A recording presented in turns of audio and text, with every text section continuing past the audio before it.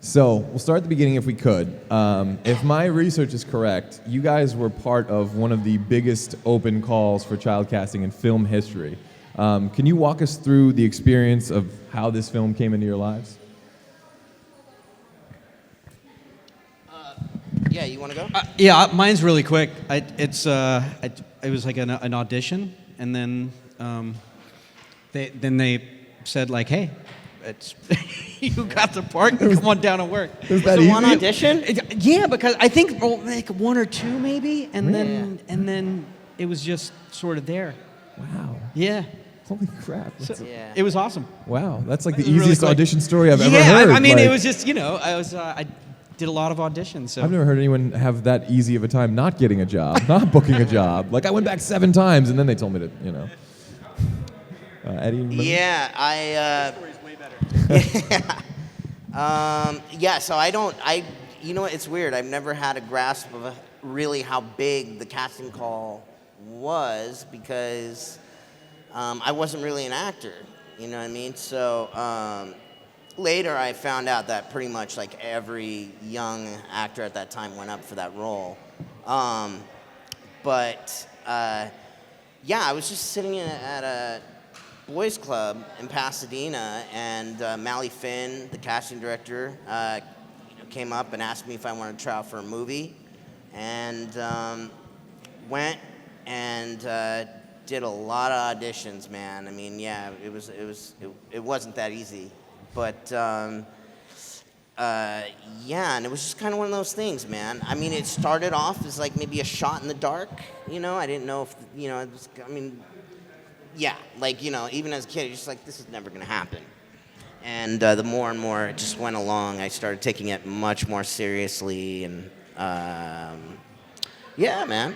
Wow. Yeah. So and then there you go, man. It's, Well, starring in the rest is movie. history. Yeah. So part of the reason kids like me thought you two were like the coolest friggin' dudes alive was, the fact that dirt bike was a lot cooler than my Schwinn. So do you guys remember anything about working with the dirt bikes, and was there a lot of training that went into that for both you guys, or?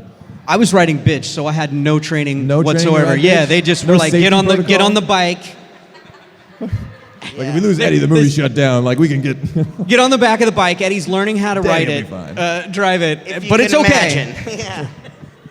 Yeah, I hadn't seen him in a while, and he's like, yeah, you remember we were driving on the bike, and it was really, really, kind of freaky, because you didn't really know how to ride that bike, and I was sitting on the back of it. See, I thought I was doing great. But, Yeah. I'm going like, oh shit. Yeah. Actually, I remember they were doing all those scenes in the wash, and I guess it was super slick, and even the like stunt people were dropping. Yeah. 'Cause We it did was one like- shot where we went Yeah, we across did that. get one shot. Yeah. Yeah. That's We funny. didn't fall or anything, did we? No. There was Good, no thank falling. God. Yeah. Too funny. So another key ingredient to the coolness of your characters and the film itself is, of course, the Guns N' Roses song "You Could Be Mine." Were you guys aware that was what was going to be coming out of the boombox while you were filming, and do you guys get to see GNR live anytime you want now? like, No. hey, we pushed your song. Like, Yeah, no, let us no. in. That would be nice. Yeah, actually, should. I remember I was given a cassette tape with "I Want to Be Sedated" by the Ramones and "Higher Ground" by the Chili Peppers, and then at some point they were like, "All right, here's another cassette. We're gonna use this Guns N' Roses song." I was like 16 at the time, and I remember being like, "I'm pretty much the shit. I have a copy of the yeah. Guns N' Roses song before it comes out." Oh my God! Wow, it's been incredible. And it was Arnold that kind of suggested the song, right? Do you guys ever hear that story? I hear that it was like Arnold handpicked that song, that they zeroed in on Guns N' Roses at one point, and he was like, "This is the song." But Nice. It was a good call. yeah, it was a very good call. So another thing I want to ask about, one person who contributed a lot to the film, and I find sometimes that it seems like they don't get enough credit, is the VFX artist Dennis Murin. Was he on set a lot, and how did they explain to you like all the work he was going to do? When you guys are young kids, no one had ever really seen CGI before. What did they tell you guys? Like, oh yeah, we're going to do this stuff in a computer, and it's going to morph and.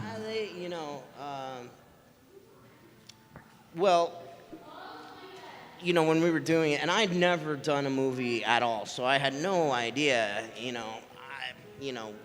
what it was.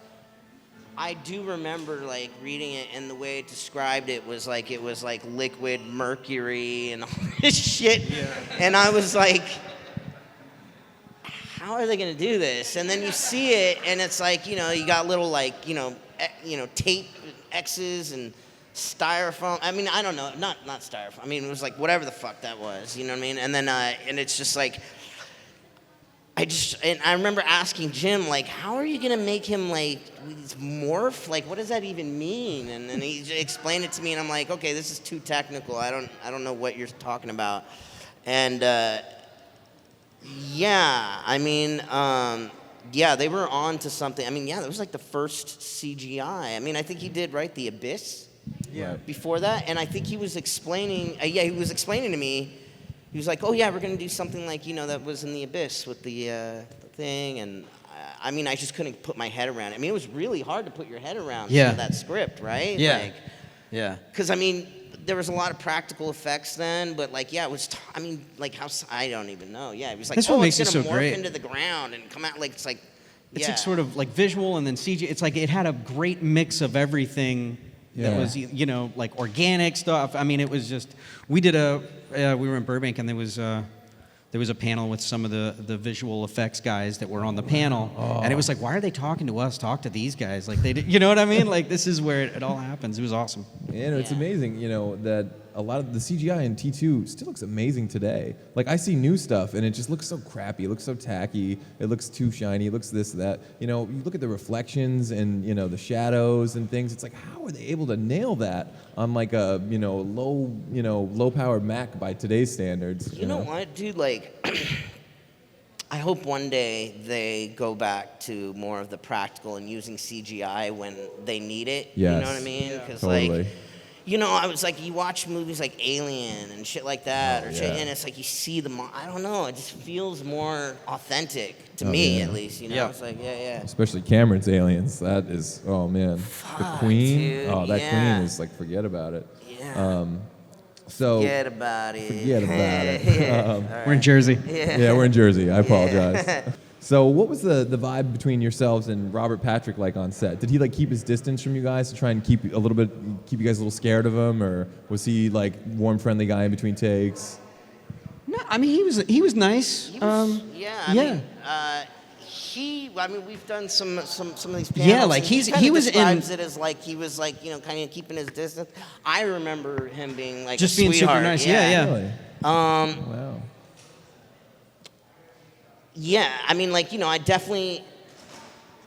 Yeah, God, he was so brilliant. He was. In that He was role, such a man. badass. I mean, Amazing. I think about it, and it's just I remember looking, back at him shooting, and I'm like, whoa, who is this weird guy with big ears? Like, like, I mean, he's like walking around like a grasshopper. Yeah. I don't know. It's like weird. And then he, man. I mean, dude, he was so fucking good. Yeah. Like he really was. He really man. was. He's such a talented actor. Yeah. So Yeah. Very cool. Awesome. So one thing I've always loved about James Cameron films are his willingness to use old school, low budget techniques like front screen Wait a minute. projection. You know what? I think. Hold on one sec. I'm sorry to cut you off. No, by all means. So I remember this story. I don't know if it's. I remember hearing on set, and somebody should confirm this with Robert. But I remember like hearing a rumor or something that basically while they were shooting the scene where he like, comes in the bubble, like and he's naked or whatever. Literally, he stood up and a train went right by. Like, I guess they were shooting right by, like, a train track. And he was like, yeah! Dude, like, it's kind of getting, sorry. Just went off on that note. But, that happened. Yeah, I'm not, that must have happened, dude. Yeah. So, anyway. Move on. Oh my God, Yeah.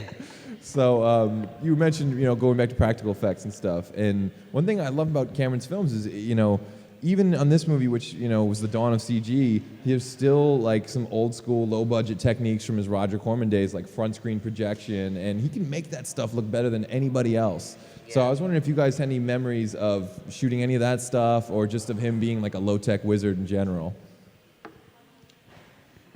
I definitely remember doing the rear projection, and there was a lot of it. We were a lot of stuff in the car.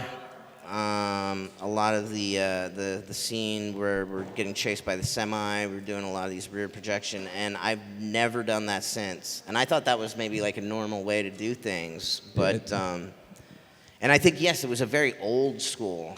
You know, when I see it, it's like in a lot of older movies, a very old school way to do it. So I'm kind of stoked, man. I mean, there's a lot of things, man, that you know, like when I got into the business, everything seemed to change overnight, but T2 was like one of the last movies that, like, I remember them cutting the movie on an RE with film, you know. Wow.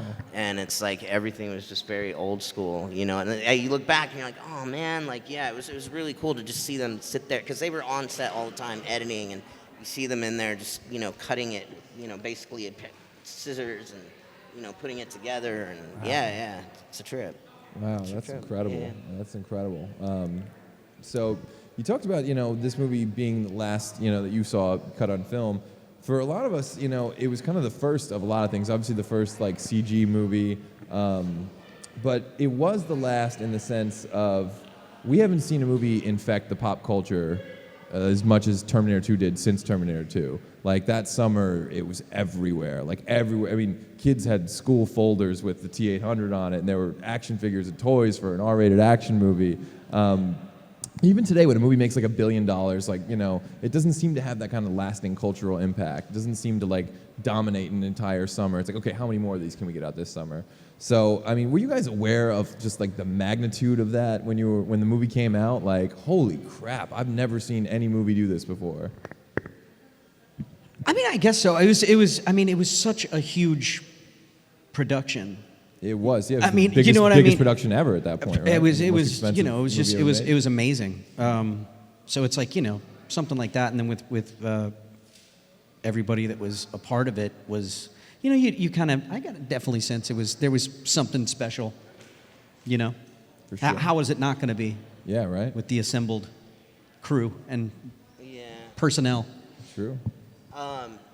Yeah, I mean, I knew Jim, like I already knew his movies. I knew Aliens. I knew, like, Terminator before that. I knew that it was going to be big. It's weird. I didn't know that it would have such a lasting freaking impact. I didn't know that, today we would be sitting at our tables and kids that were our age when we made that movie would still be coming up to us, just, loving it. So that's awesome because, now you kind of can realize, oh, wow, you're part of a classic, absolutely. like something that's just going to go down in history. And that's tight, man. You don't get to say that much in this business. Hell yeah. I mean, so, this movie is absolutely,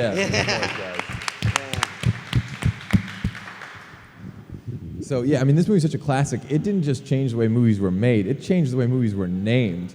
Like, did that ever shock you in the 90s where you saw, like, oh, there's D2 now, and B2, and C2, and, like, everything G3? Like, every movie you had that abbreviated, like, number naming scheme thing. That's why I never noticed that. You never noticed that? No. Oh, my God. I lived in Blockbuster Video as a kid and stuff. So I'd just walk, I'd get, like, the one movie my dad would let me rent, and I'd just walk and critique every other cover, like, D2.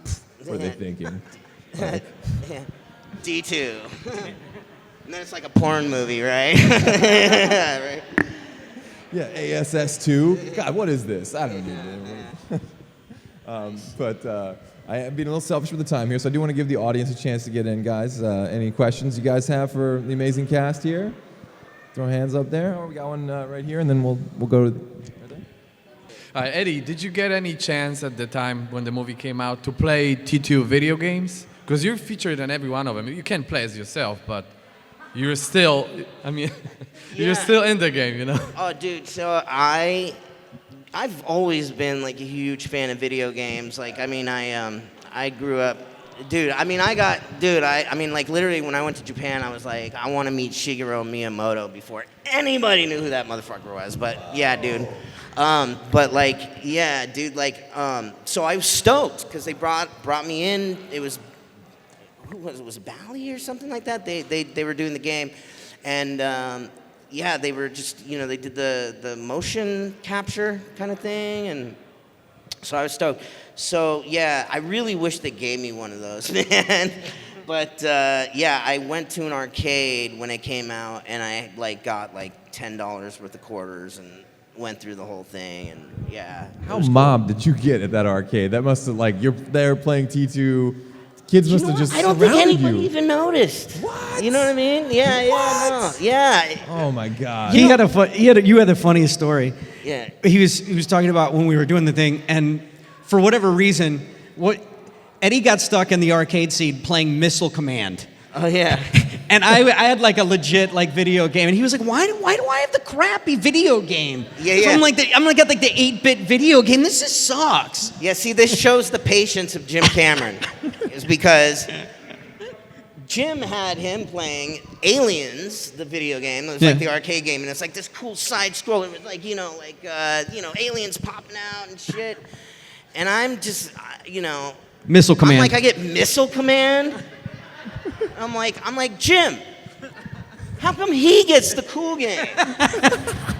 Dude, no, it would be better if I'm playing this game. And he's like, I'm sure he's like, you know what? I'm the fucking director, man. Like, you know what I mean? That's it. No games for anybody. Yeah. And he's No, probably- but he was cool. He's like, he kept it. I don't know. He was very patient. He's like, no. I think this is better for the thing. I was like, wow. Yeah, I was telling him, I was like so embarrassed about that. I was like, Jesus, man. I was having my first, kind of freak out Starfit Madonna episode. You know Diva what I mean? moment? Your first diva moment? My first diva moment. Over Missile Command. I don't want fucking Missile Command. This sucks. I need more bits. Yeah, I need more bits. Yeah. And of course, I'm like, give him the shitty one. Like, damn it, I'm John Connor. John Connor doesn't fuck with Missile Command. Then, yeah, I didn't realize we were going to be playing, what was it? Afterburner. Yeah. So see, then I got the you got the good one I for got that the good one. You got on the that right one, in. So, yeah. So we had another question up the front row there. Just wanted to say thank you for all the years of entertainment with the movie. Thank you for Budnick. Salute Your Shorts is amazing. So Thanks. I just wanted to say that. What's your fondest memories on set? Do you have any funny Arnold stories? Any funny Linda Hamilton stories? I was super stoked. I was just happened to be a fly on the wall on set the day that they launched the semi truck into they did that big. That was super memorable just to watch something of that. Yeah, that's Like, really you know cool. what I mean? It's like Yeah. that you get one shot at something like that. So like the preparation for it and everything like that was pretty cool just to sort of witness something like that. Yeah. That was a pretty cool memory. Yeah, just in LA, in the middle of the valley, just witnessing a semi truck, Again, practical effects, man. Yeah. But, That whole sequence is perfection. I've watched it 1,000 times. I'm still on the edge of my seat every time I watch that. The chase Same and here. the truck going over and all that. You know, that was the first thing that I ever saw edited. Because honestly, this is. See, again, I'm an idiot. I'm an asshole. But I mean, I remember because so much of it was so slow when you're taking. I never done a movie, so I'm like. I remember being like, Jim, I don't know. I don't know, man. Like, this is, wow, okay. Yeah. Guess you're the director. Yeah. And then he pulled me. He's like, I want to show you something. And he took me into the editing room, and he showed me the whole chase through the mall, through the sewers. And he got sound, had sound on it and shit. I just, my jaw dropped. I was just like, holy shit, because that was, and then I was like, oh, man, this is going to be badass. You know what I mean?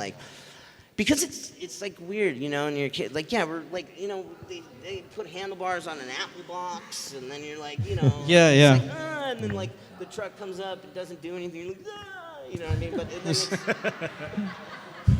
There's a lot, we're in school, and it'd be it'd get called out, and it's like, okay, here's the thing. So you're gonna go zip, okay, you're done. Yeah. 10 seconds of a motorcycle going through an alleyway, Wow. Yeah. It was it's fascinating, when you're a kid and you see that being done for the very first time. It's just, it's amazing. And it's amazing that Jim had the eye throughout all of this. I mean, that's what it takes, is like a really good director Yeah. and somebody who can see the whole thing in their head while they're doing it, and it just never gets lost. I don't know, it's just crazy. It's a the trip. best chase scene in any movie, I Oh, think. hands down. Yeah. Definitely. I definitely agree. Yeah. We had one up here. Thank you. What can you tell us about your involvement in Terminator Dark Fate, if you can tell us anything? Yeah, I can't say shit. I had to ask. I had to ask. Yes. Nothing. He All asked right, 'cause all I right. Listen, couldn't. you guys really want to know what happens in the whole thing? Psych. Thank you. Thank You you. don't have to yeah. wait too much longer. Luckily, it's coming out soon. It's November 1st. It's a little role, man. It's a little role, but yeah, man, you know, go check it out, dude. You know what I mean? You know, speaking of Terminator Dark Fate, I know Tim Miller, the director, was quoted recently as saying about Terminator that he thinks over the years since T2, the brand has become a little bit tainted and stuff like that. And I was curious what your thoughts are on the intervening years between then and now. Like, did you see the other movies? Did you ever watch the Sarah Connor Chronicles? Is there any things that you did enjoy? You know, I don't want to force you to put a bad quote out there, but is there anything that you have enjoyed that they've done with Terminator since you guys have been involved? You know, they're still talking about it to this day. So, you know, it's got quite the legacy, I think. Yeah, No, for sure. You know. For sure. it's cool. Yeah. You know what? It's always been a soft spot for me, and I'm glad to sort of reclaim the role. You know what I mean? Hell yes. But it was my fault. You know, to be honest, I was kind of I was supposed to do the Terminator 3, but kind of was partying a little too hard back in those days, Weren't we all? And when it came out, I was like, I can't. I didn't even want to see it. I didn't want to and I've kind of avoided it ever since. So Well, yeah. But I can't sit here and tell you that you're missing out on an amazing entry in the franchise or anything like that. Yeah. And no disrespect. Nick Stahl, though, man. I mean, he's a really I think. He's a solid dude, man. I know him. I saw you guys actually posted convention pictures recently together, which blew my mind. I was like, 2 John Connors at the same time? Like, yeah. incredible. Yeah, and Kristana Loken, man, she's beautiful, and Oh, yeah. she's very talented. I've worked with her on a project, and yeah, man, so I don't know. No disrespect to Christian Bale either, but you're everyone's John Connor, man. You are everyone's favorite, right? Absolutely. Thank you. Oh, okay. Speaking of, I think there may be an award with someone's name on it on this stage here. If we have a moment, I'd like to invite Mr. Chris Waters up on stage because he looks like he has something very cool in his hand. Oh, man. I have a feeling this is going to be pretty epic. Making those. Yeah, man. Dude, shit. dude. Thank you so much. I'm waiting to give this deal. Yes.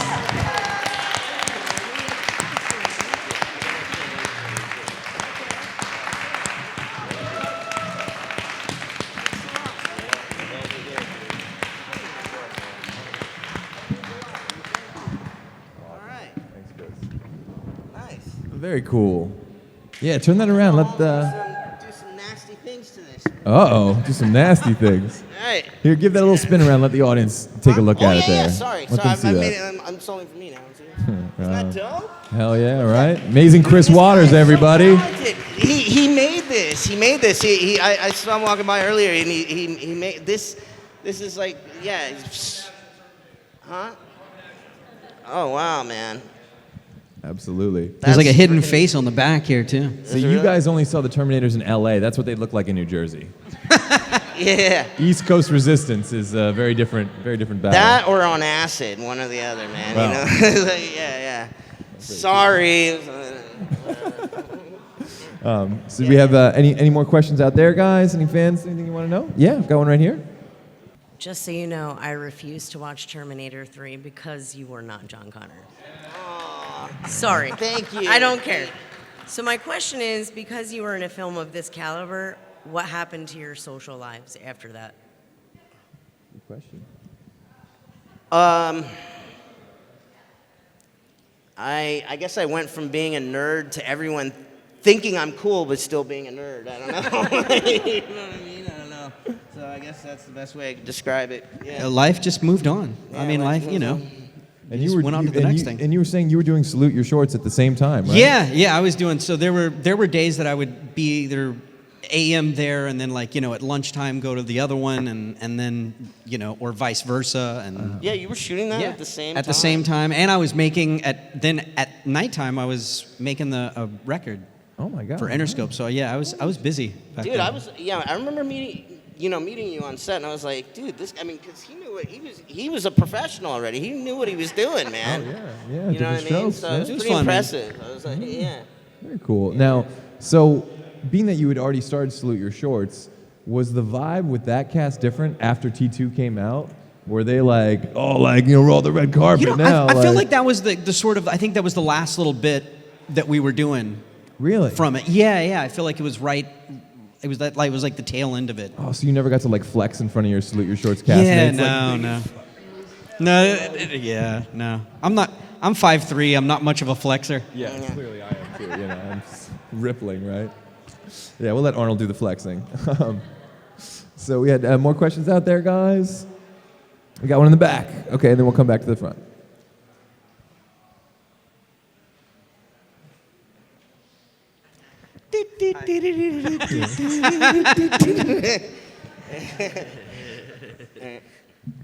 Hi guys, how are you doing? How you doing? Doing good. Good. Good. So my question is that what do you think of the real life scientists are thinking of creating artificial intelligence? Do you think that's a good idea or a bad idea? That's a good question. Yeah. I knew you were gonna dressed in a clown. I knew he was gonna get up and ask like a deep fucking question. I knew it. I knew it. Yeah. Saw that coming up Broadway. The impending That's, dangers of artificial intelligence. Yeah, right. I don't know. For me, I'm fascinated by it. I mean, I don't think they've gotten the quantum computers or anything to do anything too nuts yet, right? But that's fascinating. That's just fascinating. It seems like we're well on the way. Yeah, we're well on the way to something. And you know what? The fact of the matter is we are all way too curious to stop. Yeah. You know what I mean? So, either we're all going down or we're going to have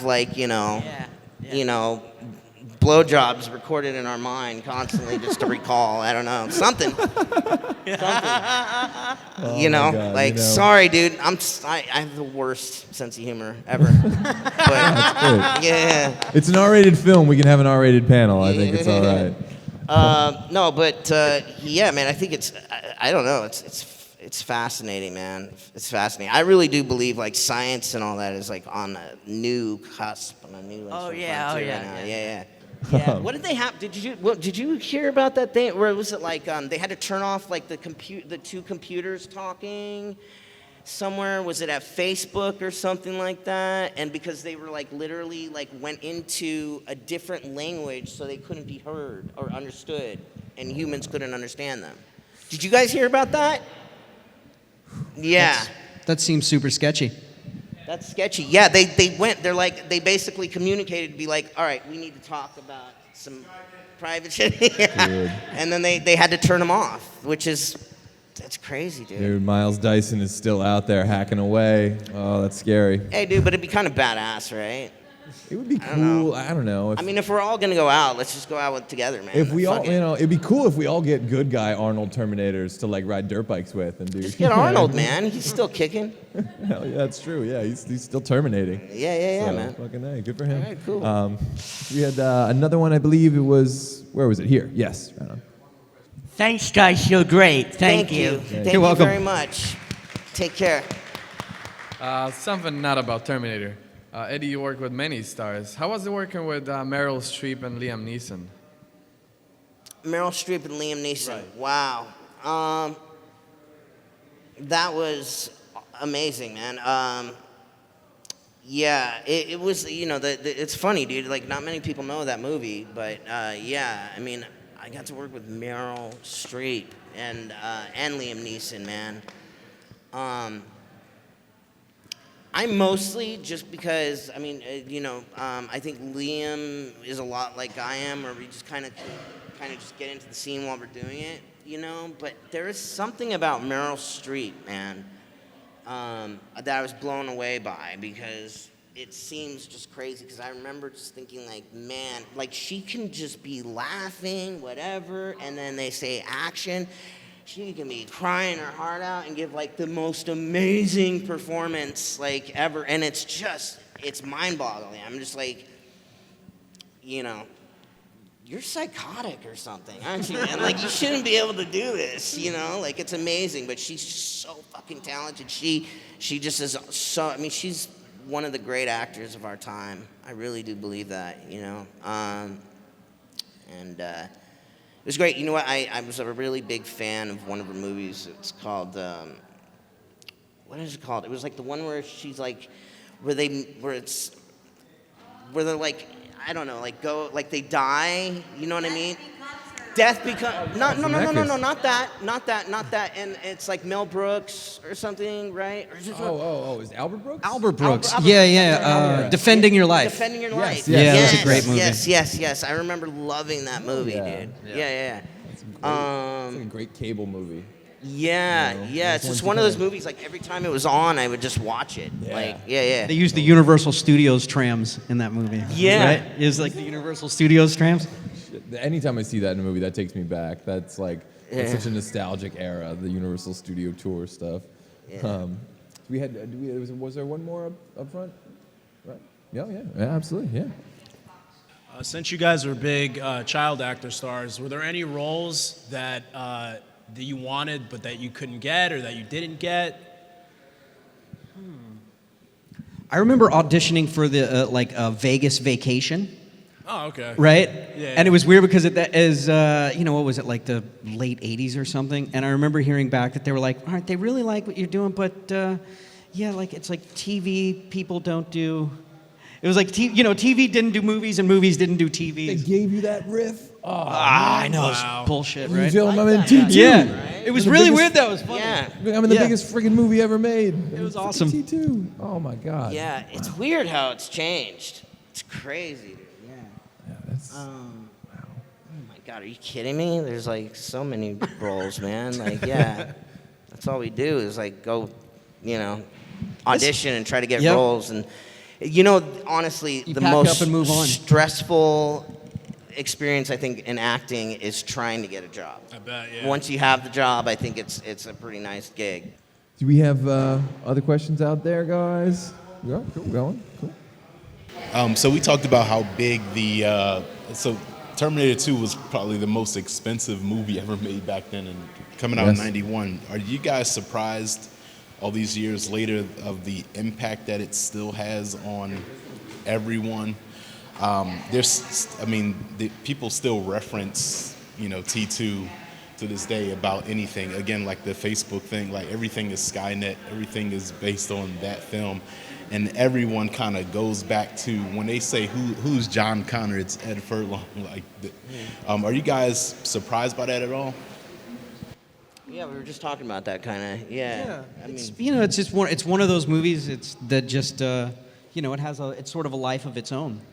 Sure. Yeah. It's like they pass along from one generation to the next. Yeah, I think this movie will be around till the end of time. And it's actually an interesting thing I wanted to riff on, because I remember when we were all waiting for the VHS to come out, and it seemed to be like almost bigger than the theatrical release. It was like legendary, like kids like at school, like everyone was talking. I got physically sick at school, I think, so I could go home and watch T2 on tape. talk about a lost time, man. Like Yeah, when you right? get a DVD or a video, and like there wasn't like Netflix and a billion other things out there, to watch. Like it's insane. Yeah. It's crazy. But do you guys have any memory of that? Like building up to the VHS release, like how much it got a big push too. Like even just it was everywhere on TV. It was a huge. It was probably the biggest VHS release ever, I think. It must have been. I don't know if you Funny, can track I those don't things. remember. I did see it at a drive-in. That's like wow. a date myself back to when they had drive-ins. Saw it driving. I saw it at a drive-in. That's so It didn't cool. have the impact at a drive-in that it did have. In a regular Yeah. theater? Yeah, it did. Oh, wow. Was it like you put it on and the speakers in your car? Yeah, I a little remember, right? box hanging out the window. Yeah. And then, another thing about T2 on home video I think is interesting is that whatever way they come out with to do home video, T2 is one of the first movies to come out on every format. Like Laserdisc, T2, DVD, we're right there. Like a couple, many versions on DVD. They did like an HD VHS thing, and T2 was one of the only movies that got released on it. Like, do you guys ever think about, like, man, whatever way they invent to watch movies, T2 is going to be the first one to the party. Of course. Yeah, they always do that. It's Yeah. always like, I guess, yeah. I mean, it seems to me like you always see it, like, Best Buy or whatever, like whenever the new thing comes out, it's like 4K, it'll be like one of the first Oh, totally. kind of And things and there. It was, yeah. Yeah, like that and Jurassic Park and... Yeah, there's a couple, Yeah. other movies that are, kind of Yeah. distantly behind T2 in that regard. I really feel like that is like the demo, home video format movie. Like, well, let's see what T2 looks like this way, Like we're Yeah. going to invent 3D, 4K, upside down, Yeah. VR vision. They're going to put T2 out in that way. Hey, well, why not, man? Fucking A. And Cameron's going to like make it great. He'll be like, well, I'll handle the conversion process and he'll make it phenomenal. Yeah, So. Jim's been, like, I remember when the special edition came out. Right. Like... Which was very first, not a lot of movies had that before T2. Yeah, I think Aliens had one. Right. And then, I mean, I remember Jim was really actively involved in it, and he brought us in, and yeah. Speaking of the special editions, do you guys have any scenes that, from the special editions or that were cut in general that, like, maybe your favorite, scenes of the deleted scenes, something that you kind of hope would have been in the theatrical version? I remember when we were doing the movie, it was crazy because we finished in either really early June, and I think they were going to open up in July 4th, which is crazy because they had like a month to finish up this after we finished shooting. But yeah, I remember being at Skywalker Ranch, and we were looping the film and ADR, and then Jim told me, like, yeah, we're gonna have to cut the scene where you and Linda, are like, yeah, with the chip. The chip, yeah. And that was my audition scene. Whoa. So I was like, oh no, really? Like, really? And he's like, yeah, we got to cut it out for time, I always been partial to the alternate ending too. I always thought, like, I don't know if I prefer it to the ending that the theatrical cut has, but where it's like in the future and Linda Hamilton has like the old makeup on and stuff like that. Something about that ending that I don't know. I kind of always had a soft spot for that. Do you remember how the change in endings came about? Was that something Jim ever talked to you guys about? No. It seems, I guess, right? Like, what was the ending like? It was like she was in an old, like a park or something. Yeah, she's in a like park, that? and they have the guy who played old John Connor at the beginning of the movie, but now he's like John fights a different battle now in the they're Senate. Like playing on a and he's playing with playground his or something. kids. Yeah. Okay, yeah. Future-looking playground. They probably did that so they could leave a sequel. Like kind of keep it open for a sequel. or Oh, something. that is probably what it is. Yeah. Yeah, it's kind of yeah. That's very true. So one more before I let you guys go. I just have to ask about T2 3D Battle Across Time, because again we were talking about new formats and new ways to watch movies and stuff. I was wondering if Eddie, any memories from shooting that, and then Danny, if you ever went to Universal and did. No, I never did. You never saw the 3D? No, I experience? never saw the 3D experience. I still think that's the best 3D I've ever seen in my life. Is in that. Like, and no disrespect to Avatar, Jim. I know you're watching. Yeah. But there's something about the 3D in that was just incredible. Yeah, I remember when he freezes and I think like the spike or something comes like, oh, shit, like just flies right out in your face. Flies right out in your face. But yeah, that was cool, right? Yeah. Hell yeah. Yeah. Awesome. Yeah, man. Awesome. Well, yeah, that's Yeah, he directed that too. Yeah, right. Yeah, And that was shot 70 millimeter 3D film, right? I I don't remember. I mean, I'm sure it was. But I remember like the budget for it was ridiculous for like a Universal ride, and sure, yeah. Yeah, that was really cool. I loved it because I always lived like right off the 101, and you passed Universal all the time, and you could see the building where the ride was. So I miss driving down the 101, being like, yeah, that's my ride. Like that always felt so good to do that. So yeah, now it's like I don't know what the hell it is, like Rugrats or some shit. I don't know. They took out all the cool movie rides and replaced them all with whatever they replaced them with. Certainly isn't going to live up to the Terminator legendary label. But anyway, guys, be sure to stop by Danny and Eddie's table for the last few hours we have. I know they have a lot more stories. Get some pictures, get some autographs, and give these guys another amazing round of applause. Thank you.